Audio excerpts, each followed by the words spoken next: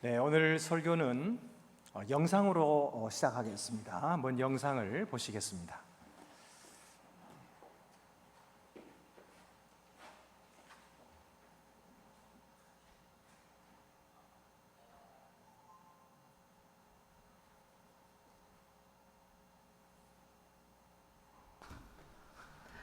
안녕하세요. 안동교회 황영태 담임 목사님, 당회원들, 그리고 안동교회 성도 여러분.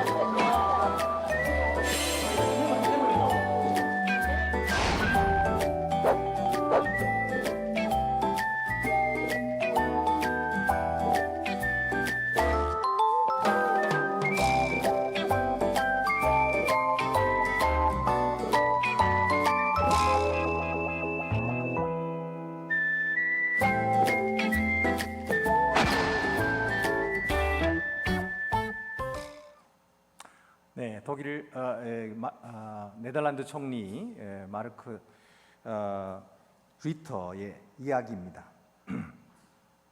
자기 자신이 저지른 실수를 자기가 처리하는 것은 당연한 일인데 왜 이렇게 사람들이 이 영상을 보면서 마음이 훈훈해하고 좋아하는 걸까요? 그것은 새로운 시대가 열렸기 때문입니다. 권위주의로 물들었던 옛시대가 지나고 자유와 평등의 새 시대가 오고 있는 것입니다. 권위적인 옷을 입고 사람들을 위해 군림하고 힘으로 다스리던 시대가 지나가고 있습니다. 그리고 이제는 옷을 벗고 진정한 친구로서 몸소 섬김으로 다스리는 시대가 도래하고 있는 것입니다. 그런데 여러분, 이 시대를 누가 열고 있을까요? 정치가들일까요? 교육자들일까요? 종교가들일까요? 아닙니다. 하나님이십니다. 하나님께서는 역사의 주인이십니다. 인류의 역사를 운행하고 계시고 그 하나님께서 평등과 자유의 시대를 열어가고 계시는 것입니다.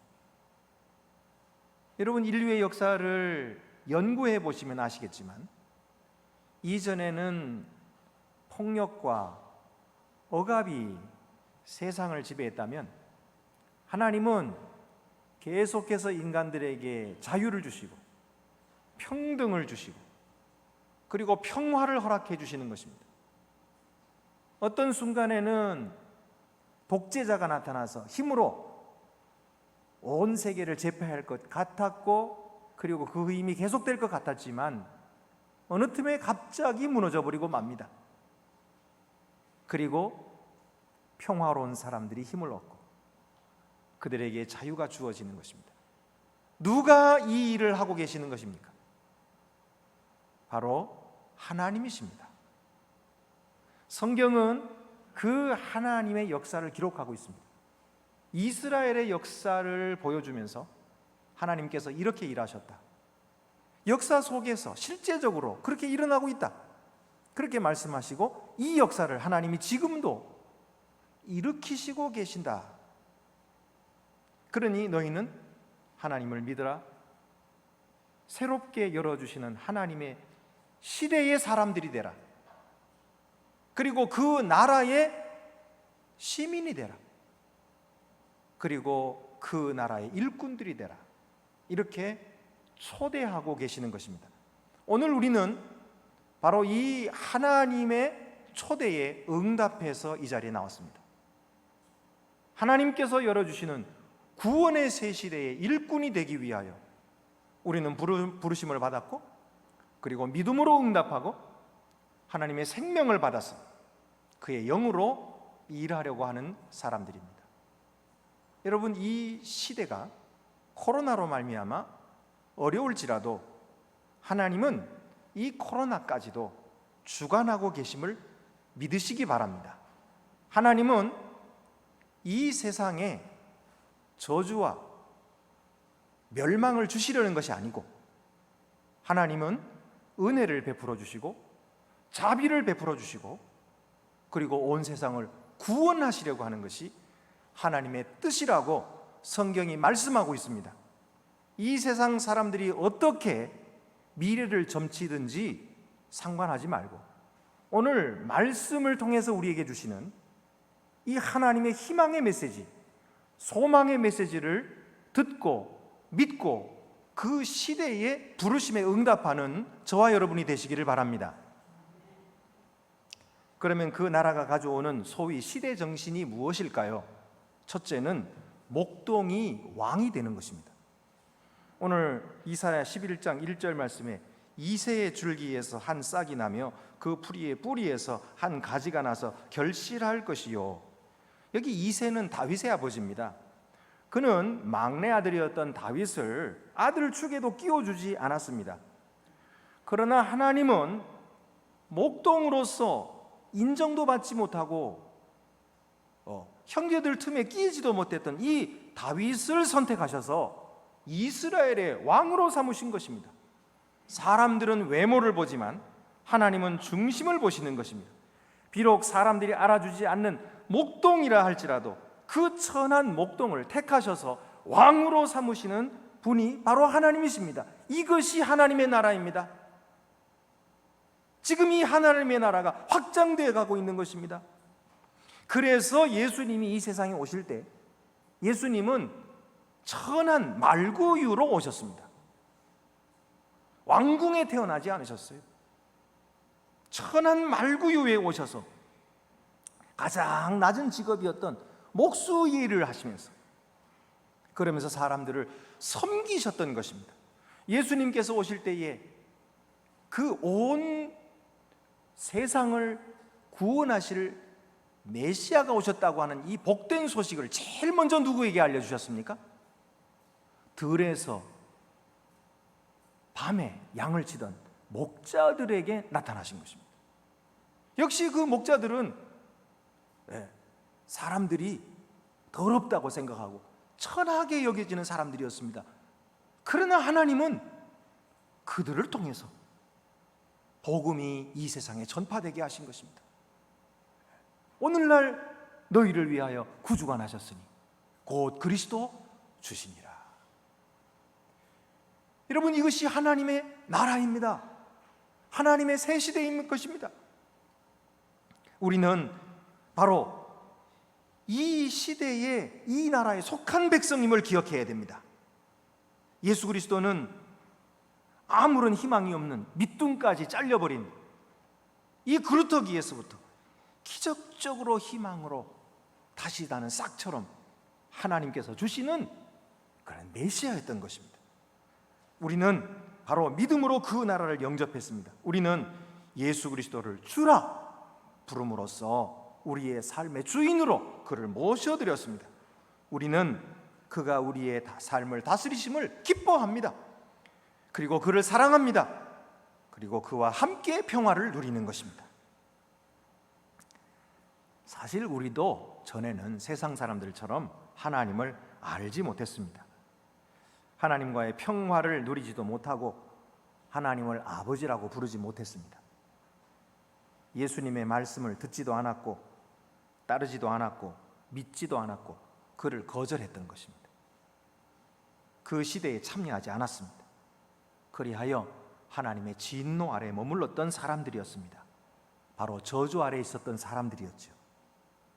내가 내 삶의 주인인 것처럼 교만하고 하나님의 주권을 인정하지 않았습니다. 내 삶을 내 뜻대로 할 수 있을 것처럼 생각하는 오만한 사람들이었습니다. 우리가 지금 이사야 성경을 읽어가고 있는데 이사야 10장 15절 말씀에 이런 말씀이 나옵니다. 도끼가 어찌 찍는 자에게 스스로 자랑하겠으며 톱이 어찌 켜는 자에게 스스로 큰 채 하겠느냐. 이는 막대기가 자기를 드는 자를 움직이려 하며 몽둥이가 나무 아닌 사람을 들려 함과 같음이로다. 여기에 톱은 누굽니까? 도끼가 누굽니까? 막대기, 몽둥이는 바로 아수르를 가리키고 있는 것입니다. 여러분, 지금 우리가 이사야 성경을 쭉 읽으니까 오늘 본문까지 이게 무슨 말인지 아시겠죠? 아수르를 통해서 하나님께서는 자기 백성을 치고 계신다는 거예요. 그런데 아수르는 자기를 사용하고 있는 하나님을 알지 않았다는 거예요. 아수르는 자기가 힘이 강해가지고 모든 나라를 정복하고 다스린다고 생각하는 거예요. 그리고서는 하나님을 우습게 하는 거예요. 그래서 하나님의 백성을 치면서도 그 사마리아, 예루살렘 우리가 반드시 칠 때에 그들이 다 무너질 것이다. 이전에 다른 나라들 도시들을 강했던 도시들을 다 무너뜨렸던 것처럼 우리는 순식간에 다 먹어버릴 것이다 하고 스스로 자랑했습니다. 그런데 이사야는 그에게 뭐라고 말합니까? 너는 톱에 불과하고 막대기에 불과한데 도끼에 불과한데 그 도구를 들어서 사용하시는 하나님을 알지 아니하는구나. 하나님께서 그들을 들어서 사용하시는다는 사실을 알아차리지 못했던 것입니다. 이것이 바로 그들이 심판받는 이유였어요. 그들은 멸망을 당했던 것입니다. 자기 능력으로 성공한 것처럼 자기 능력을 하나님 앞에서 자랑하는 어리석음을 범했던 것입니다. 여러분, 우리가 이전에 그랬던 자들이었습니다. 자기 힘과 지혜와 능력이 자기에게서 난 것처럼 자랑하고 하나님께 감사치 않고 영광을 돌리지도 않았던 사람들이었습니다. 그 결과 영원한 심판이 우리에게 있고 또 우리가 영원히 저주를 받아 멸망할 자들이었던 것입니다. 그런데 하나님께서 우리를 불쌍히 여겨주셨어요. 하나님께서 우리를 사랑하여 주셨어요. 그래서 우리에게 복음의 말씀을 듣게 하시고 그 말씀이 들려올 때에 우리 마음속에 믿음이 생기게 하신 것입니다. 아, 그렇구나. 하나님께서 나를 사랑하시는구나. 이 귀한 말씀은 나를 위한 것이구나 하고 그 복음을 받아들이게 하시고 믿게 하시고 믿음으로써 영생을 얻게 하신 것입니다. 그래서 우리가 하나님 나라의 소속이 되게 하시고 하나님 나라의 백성이 되게 하신 거예요. 이 얼마나 크고 놀라운 은혜입니까? 그래서 우리는 거룩하신 하나님을 예배하고 하나님께 찬양하는 그분의 자녀들이 된 것입니다. 이것이 이 시대의 정신입니다. 우리처럼 천하고 무능한 자들에게 하나님의 은혜를 베풀어 주셔서 왕같은 제사장이 되게 하시고 거룩한 나라가 되게 하시고 그의 친백성이 되게 하시는 것, 이것이 바로 새로운 시대의 정신인 것입니다. 두 번째로 하나님의 영을 사람들에게 주시는 것입니다. 2절 말씀 보면 그의 위에 여호와의 영 곧 지혜와 총명의 영이요 모략과 재능의 영이요 지식과 여호와를 경외하는 영이 강림하시리니, 왕에게 여호와의 영이 강림하신 것입니다. 그러니까 성령이 강림하셔서 온갖 능력으로 힘입게 하신 것입니다. 이새는 선지자 사무엘이 여기 아들을 모으라고 할 때에 막내 아들은 제껴놓고 불렀거든요. 그런데 큰아들 엘리압을 보니까 키도 크고 잘생겨서 이가 그냥 왕이 여기 있었구나 하고 사무엘을 부르려고 할 때에 그가 아니다. 그 다음 둘째 아들도 아니고 셋째 아들 다 있느냐 그랬더니 하나가 남기는 남았는데 들에서 양을 칩니다. 빨리 데리고 오너라. 데리고 오는데 하나님께서 이가 그이니 그에게 기름을 부으라. 그래서 사무엘이 가지고 갔던 뿔병으로 담은 기름을 그의 머리 위에 붓자 그때의 여호와의 영이 그 시간 이후로 그에게 강림하셔서 그를 감동시키셨다고 말씀하고 있습니다. 여러분, 여호와의 영이 도대체 누구시길래 인간에게 오시는 것입니까?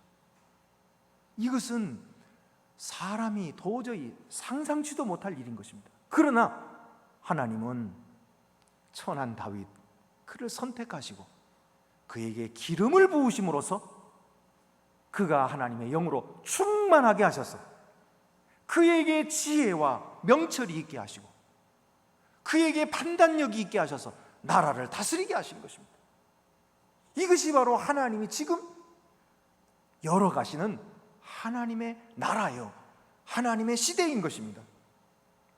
오늘 성경에 보면은 지혜와 총명이라고 했는데 이것은 지도력을 말하는 것입니다. 모략과 재능이라고 했는데 이것은 그 지도력을 수행하는 능력을 말하는 것입니다. 그리고 지식과 여호와를 경외함의 영이라고 했는데 이것은 거룩함을 뜻하는 것입니다. 그러니까 지도력과 수행력과 거룩함 모두 이 성령의 능력으로 그에게 부어진 것입니다. 여러분, 예수 그리스도께서 바로 이 다윗의 후손으로 세상에 오실 때에 어떤 일이 벌어졌습니까? 예수께서 공생에 시작할 때에 세례 요한에게 세례를 받으시고 물에서 올라오실 때에 하늘이 열리고 비둘기 같은 성령이 그 위에 임하시며 하늘의 소리가 나기를 이는 내 사랑하는 아들이요 내 기뻐하는 자라. 하나님께서 그를 인정하시고 성령을 그에게 보내주시고 그에게 기름 부어서 하나님의 메시아가 되게 하신 것입니다. 메시아라고 하는 자체가 기름 부음 받은 자거든요. 기름을 붓는다고 하는 것은 곧 하나님께서 그에게 직위를 주셨다는 것이고 성령으로 기름 부으셨다는 뜻이에요. 그래서 예수 그리스도는 바로 하나님의 영으로 충만함을 입은 메시아이신 것입니다. 이 말씀이 오늘 우리에게 무슨 뜻입니까? 하나님께서는 오늘 우리들에게도 같은 성령을 부어주신다는 뜻이에요. 예수님 이후로, 예수님 부활 승천하신 이후로 모든 믿는 자들에게 하나님께서는 성령을 부어주신 것입니다. 그래서 우리로 하여금 그 영의 능력으로 일할 수 있게 하신 것입니다. 우리 인간의 육체 속에, 이 죽을 육체 속에 영원하신 하나님의 영이 거하셨다는 말이에요. 이거는 말이 안 되는 거죠. 상상할 수 없는 일입니다. 그런데 하나님께서 그렇게 하셨어요. 이것이 하나님이 새 시대를 열어가시는 것입니다. 하나님이 새로운 나라를 건설하고 확장해 나가시는 것입니다. 예수 그리스도를 통하여 이 일이 이루어진 것입니다. 세 번째로, 새 시대는 겸손히 섬기는 즐거움의 시대입니다. 3절 말씀 보면은 그가 여호와를 경외함으로 즐거움을 삼을 것이며 그의 눈에 보이는 대로 심판하지 아니하며 그의 귀에 들리는 대로 판단하지 아니한다. 왕의 즐거움이 무엇입니까? 그것은 여호와를 경외하는 것이 그의 즐거움이라고 그랬어요. 여러분, 많은 사람들은 어떻게 합니까? 많은 사람들은 다른 사람들 위에 군림하는 걸 즐거움으로 생각해요. 그리고 힘으로 억압하고 다스리고 꼼짝 못하게 만들고 내 뜻대로 움직이고 조정하는 것을 자기의 즐거움이라고 생각해요. 그러나 우리를 위해 오시는 평화의 왕 예수 그리스도는 그와 정반대로 섬기는 것이 즐거운 분이십니다. 여호와 하나님의 뜻에 순종하는 것이 그의 기쁨인 것입니다. 하나님의 말씀을 따르고 그 말씀대로 행하는 것을 양식으로 삼으신 분이신 것이에요. 밥 먹듯이 즐거운 그 시간이에요. 이것이 바로 새로운 시대입니다. 예수께서 어떻게 하셨습니까? 이 세상에 오셔서 자기의 겉옷을 벗으셨어요. 그리고 제자들의 발을 대야에다 물을 떠다가 하나씩 씻겨주신 것입니다. 제자들도 놀래가지고 이게 무슨 일입니까? 선생님이 어떻게 우리들의 발을 씻기시겠습니까? 베드로가 거절을 했어요. 선생님, 절대로 내 발을 못 씻기십니다. 그랬더니 주님께서 뭐라고 말씀하셨습니까? 내가 너를 씻기지 아니하면 네가 나와 상관이 없느니라. 내 나라의 백성이 될 수가 없다는 거예요. 이렇게 행하는 것이 내 나라라는 것입니다.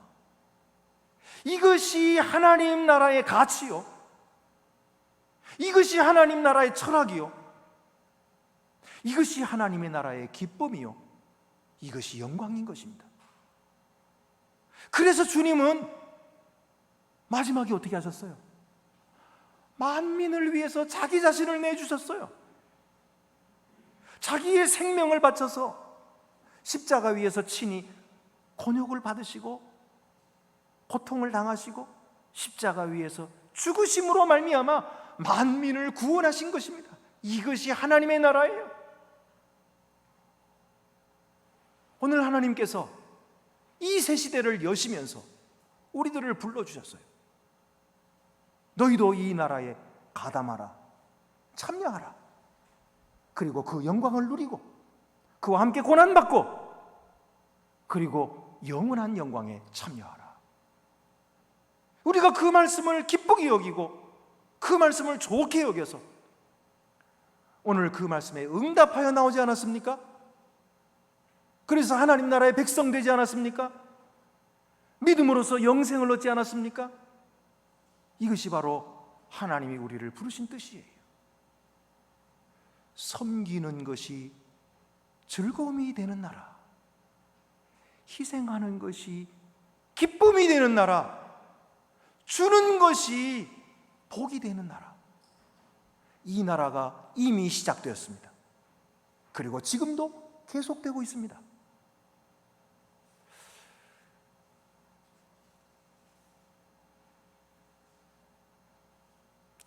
우리가 룻의 이야기를 압니다. 그런데 그 이야기의 의미가 무엇인 것 같습니까? 룻이 모압 여인이었는데 시어머니에게 효도하느라고 시어머니 따라서 이스라엘로 가서 복을 받았다. 그러니까 우리도 효도하자, 뭐 이런 얘기입니까? 아닙니다, 여러분. 그게 아니에요.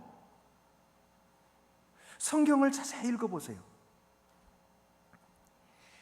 룻의 이야기는 룻이 새 나라를 받아들이는 이야기입니다. 새 통치를 받아들이는 이야기입니다. 룻이 남편이 죽었어요. 이스라엘 사람이었는데 이스라엘의 시어머니 나오미도 이스라엘 사람. 그래서 남편이 죽었으니까 이제는 룻은 이방 족속이에요. 모압 사람이니까 시어머니가 너 이제 네 족속에게로 가라. 남편이 죽었으니 날 따라올 필요가 없다. 나는 이제 우리 고향으로 이스라엘로 돌아갈란다. 그랬더니 이 룻이 뭐라고 말합니까? 룻기 1장 16절 말씀에 아주 중요한 말을 합니다. 어머니의 백성이 내 백성이 되고 어머니의 하나님이 나의 하나님이 되시리니. 이 말이 어머니에게 초점이 있는 게 아니에요. 어머니에 초점이 있는 게 아니고 어머니의 백성에 초점이 있는 거예요.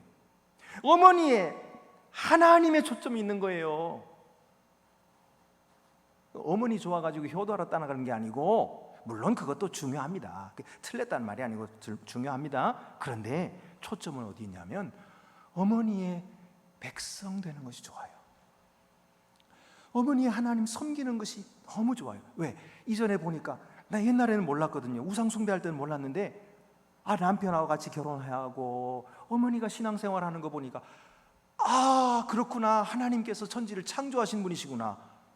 그리고 하나님은 아주 무지막지하게 심판하시는 그런 분인 줄 알았더니 그게 아니고 우리 모두를 구원하시려는 분이구나, 이스라엘을 통해서 만민을 구원하시려는 분이시구나, 이 사실을 알았던 거예요.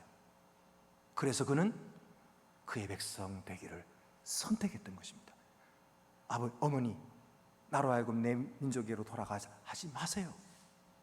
저는 어머니와 함께 이스라엘 백성 되기 원해요. 하나님을 섬기기를 원해요. 그리고 그 통치를 받아들인 것입니다. 이것이 귀중한 거예요. 그래서 그가 어떻게 돼요? 돌아왔거든요. 베들레헴으로 돌아와. 그 고향이니까 베들레헴에 돌아왔는데, 베들레헴에 누가 있습니까? 보아스가 있었어요.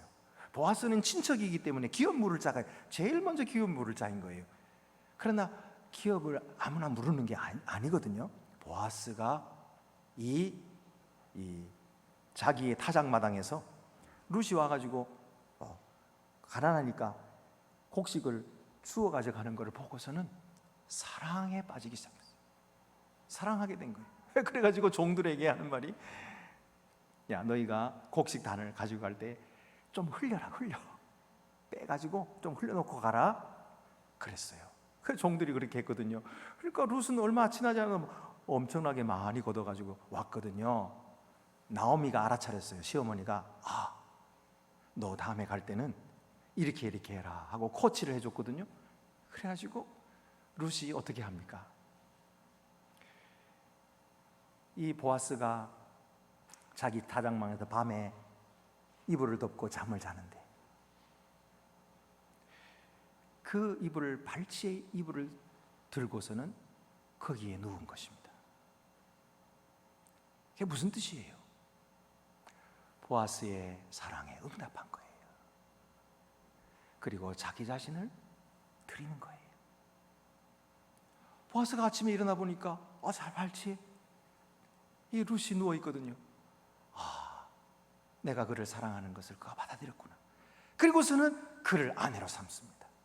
그래서 보아스의 아내가 돼요.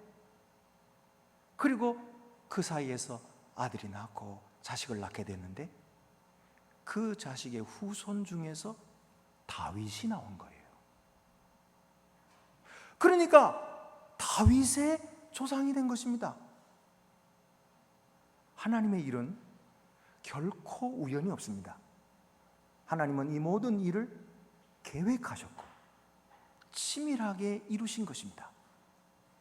룻과 같이 이방 여인이요, 힘이 없고 부족한 사람일지라도 하나님의 나라를 받아들이는 자, 그의 은혜를 영접하는 자, 그에게 구원을 주고 그에게 하나님의 나라 시민이 되게 하고, 그리고 많은 복의 조상이 되게 하는 것, 이것이 바로 하나님의 생각이에요. 하나님의 사상입니다. 이것이 시대 사상이에요. 오늘 우리가 총리가 저렇게 하는 것을 보고서 왜 좋아합니까? 왜 훈훈하게 생각하고, 야, 우리나라 정치인들도 저렇게 하면 얼마나 좋을까? 왜 그렇게 생각하는 거예요? 우리에게 다 그런 소원이 있는 것입니다.